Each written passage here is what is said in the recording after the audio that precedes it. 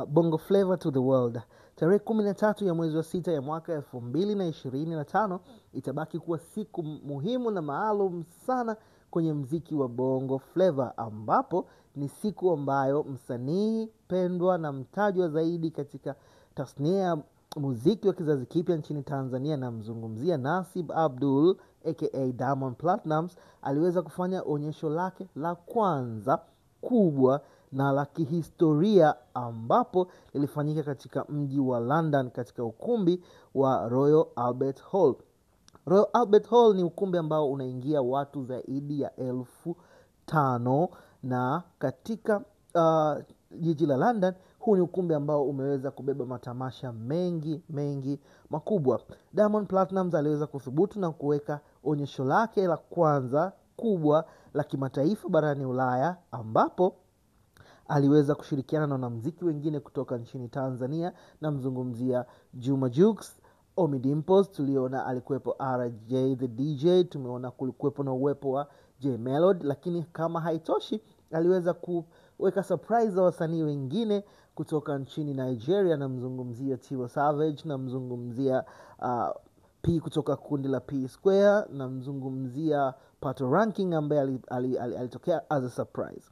Onyesho hili liweza kufanikiwa sana na kuweka historia ya mwanamuziki wa kwanza kutoka ukanda wa Afrika ya Mashariki, nikisema East Africa, na especially nchini Tanzania, kufanya onyesho kubwa ambalo liliweza kuwa sold out, na tulishuhudia Diamond Platnumz akipewa plaque maalum au akipewa cheti maalum cha watu wanaoweza kujaza ukumbi wa Royal Albert Hall. Uwaga unatoa plaque maalum kwa mtu ambaye ana uwezo wa kujaza. Tumeshuhudia Diamond Platnumz akijaza ule ukumbi na kuweza kupewa ile plaque maalum. Ujazaji wa ukumbi wa Royal Albert Hall umepokelewa kwa hisia tofauti na wadau. Tumeona wasanii wengi wakubwa, watu wengi maarufu wakimpongeza. Tuliona Majizo katika ukurasa wake rasmi aliweza kupongeza hatua aliyofanya Diamond Platnumz kwa kuandika kwamba hongera sana Diamond kwa hii hatua kubwa ya kutuheshimisha Watanzania na East Africa. Kitu kizuri ambacho nimekiona ni kuonyesha kwamba this big event ya London Full House ya mtoto wa Tandale haijatokea kwa bahati mbaya, ila umeitengenezwa kwa muda mrefu na imetokea. Congrats, akimaanisha congratulations. Sisi wa Mchangani tunasema umesepa na kijiji. Ingeweza kutokea miaka mingi nyuma, lakini imetakiwa kutokea sasa ili tupate na ushahidi wa content.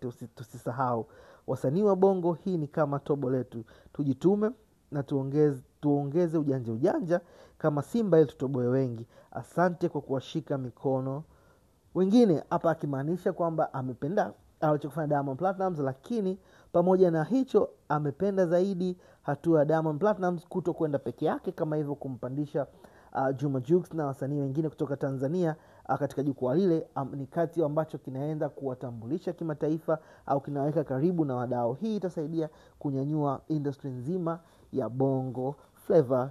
Kudos kwa Diamond Platnumz. Hii ni Malaika TV. Usisahau kuendelea kusubscribe kwa ajili ya stories nyingi za burudani, za michezo na hata habari za hapa na pale.